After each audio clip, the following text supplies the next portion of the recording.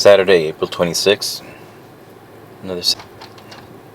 Take a look outside and open the storm windows, and it's a beautiful day. Kind of appropriate for the events later on.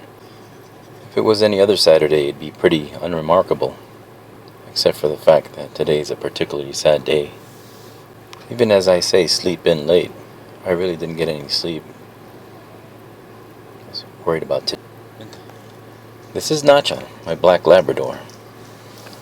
She's a happy-go-lucky dog, a companion. She's pretty well trained. The deal. I open the door, I walk outside, then I invite her to come out. Sit down. This great dog. Sit down. She's not the issue today. Sit. Our issue today is Kenya, our German Shepherd. Kenya had to sleep in the carport because she was bitten by a mongoose the other day. When I adopted Kenya, I spoke with the owner. The owner mentioned that she had her vet, and she had her medical history, so I assumed that she had her shots. But when she was bitten by a mongoose, and I asked for her medical records so I could take her to the vet, he said that she didn't have her shot. Unfortunately, it turns out that Kenya doesn't have her shots up to date. She hasn't been vaccinated in a long time. This turns out to be a death sentence dog. Look at her. She has a healthy weight now, full of life. When I adopted her, you could clearly see her ribs. She was undernourished. She was hungry. She was weak. Now she's full of life, full of energy. It's been quite a process. And now after that mongoose attack, according to state law, we have to put her down. Mongoose came back positive with rabies. When I first met Kenya, when I adopted her, she was very fearful, very wary, insecure, and now look at her. She's happy. Kenya walks like a true champion. She stays at the heel, not like my black lab. Tends to go off ahead, and I have some trouble keeping her at the heel. But Kenya got it really quick. And when I stop, she stops. When I start walking, she starts walking.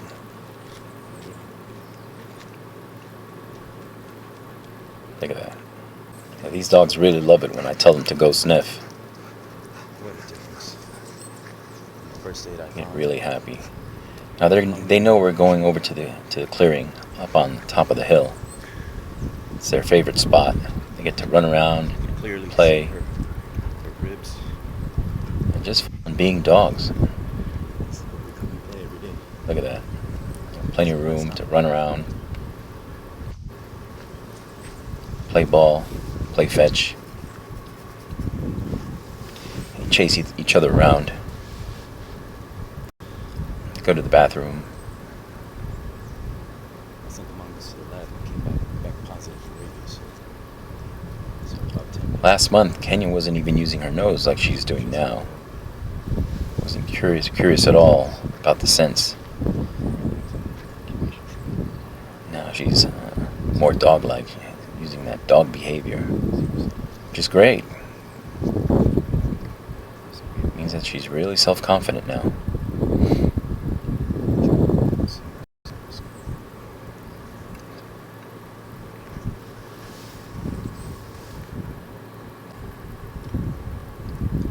Here on this clearing, they can sniff around, see if any other dogs have been around, check out any scents, go to the bathroom, play around. Look at all that energy. Reminds me of those Rin Tin Tin movies.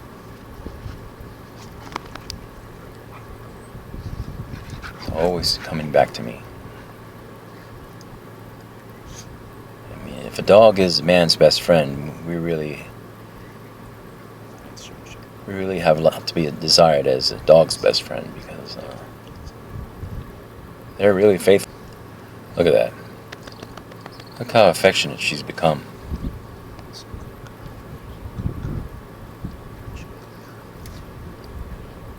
Unfortunately, when the choice comes between people and animals, most of the time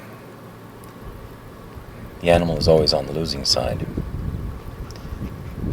I mean, I don't understand how we can have treatment for rabies for humans to prevent the development of the condition or the disease, and not have this treatment available for dogs.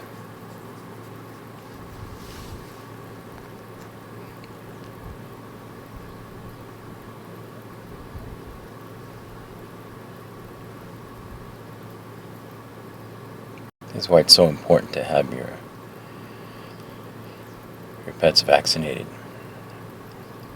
I tell you, this is the last time I take someone's word for it that a dog that I'm adopting or rehabilitating has their shots. I'm never going to take their word for it again. I asked for the medical history, and I was told that I would get them later on in the week. It's been a month. And if she hadn't been bitten by that mongoose, I would have never found out.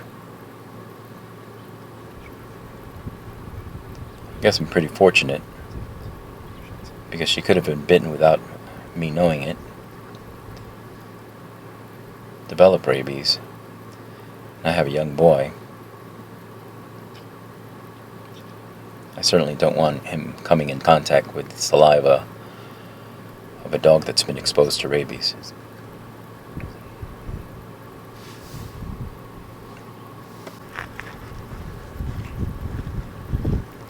So we're pretty much done here. Had a really nice time. We had a nice walk last night too, in the middle of the night, since I couldn't sleep. Took her out for a late night walk and just enjoyed my time with her.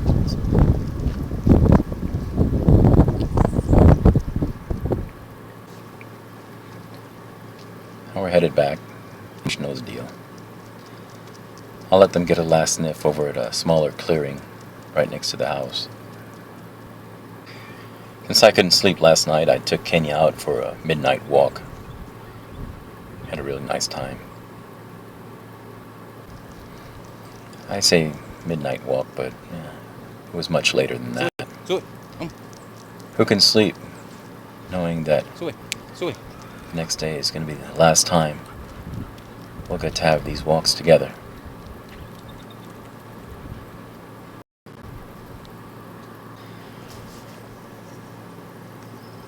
This is a small clearing where we come to get that final sniff just before we get into the house. Last chance.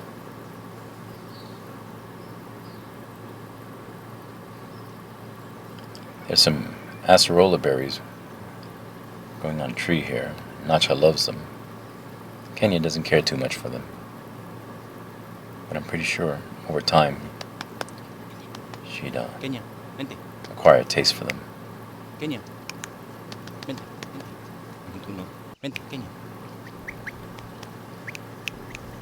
When she sits like that, I know she's pretty much done, and that she just wants to go back to the little doghouse.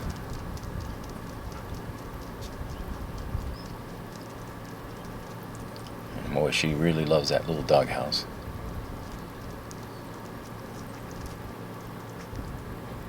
Sit down. Nacha knows that all she has to do is just sit at the door, Sit down. and if no one is around, she'll bark once, so someone will open the door for her. Just one time. Sube.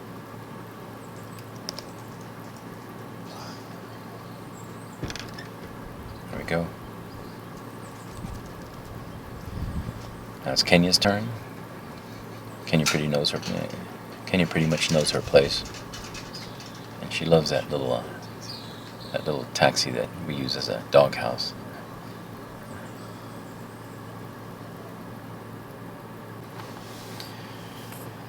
We go get her leash.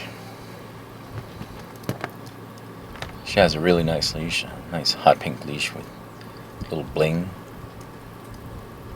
Looks great on her. Vente, vente. Kenya.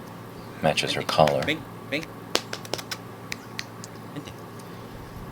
Vente, vente. All that excitement in the sun, the early morning sun, she's pretty tired. Pretty tired out with all that running. A little hesitant to come out.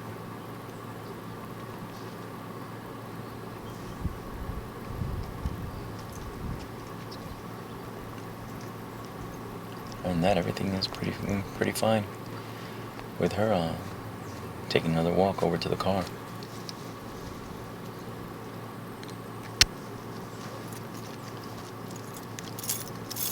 Didn't take long for her to learn how to get into the car and sit down.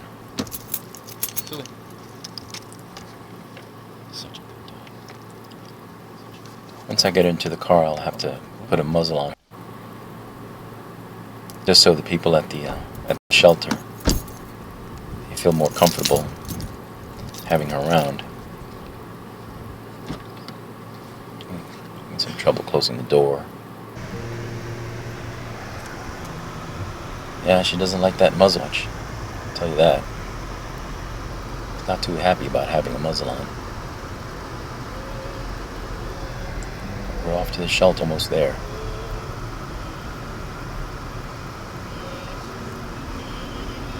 There's a vet right next to the shelter. But never in a million years I imagined that I would be taking my dog to the shelter and not to the vet. To be euthanized, put to sleep.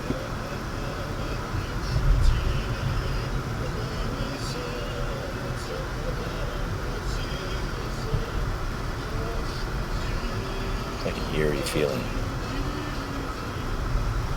Having to bring this wonderful animal. Having to end its life.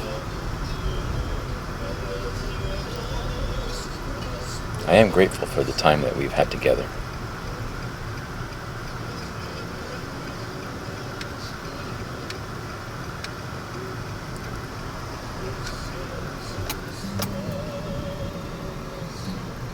The reason she ran away from her previous owner is because he was actually the son of the owner.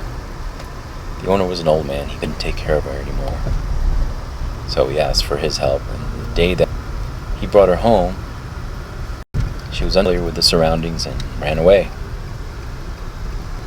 And he could never find her. My wife was the one that spotted her. I had to work really hard to gain her trust so I could put her on her leash and take her home.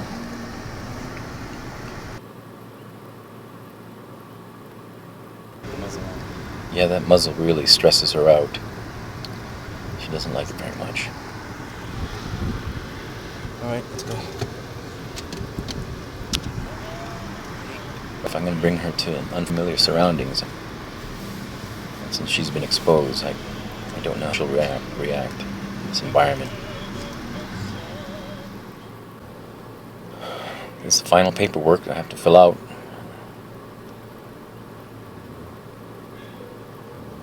Authorizing the shelter to put her to sleep. This time, Kenya's pretty wary. She's curious about these dog sounds that she's hearing.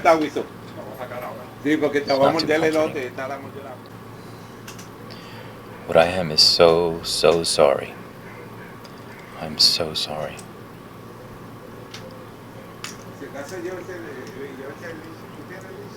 And looking back, I should have never taken it for granted and taken someone's on something so important that could have saved her life. Evidence of her vaccination, of her shot records. Or just bring her straight to the vet, being suspicious.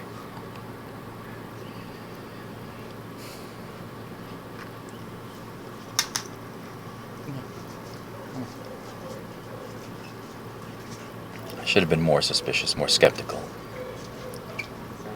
And now it cost the life of my dog.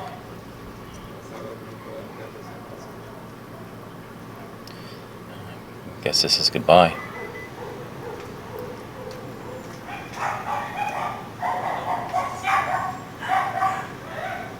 Goodbye, Tina.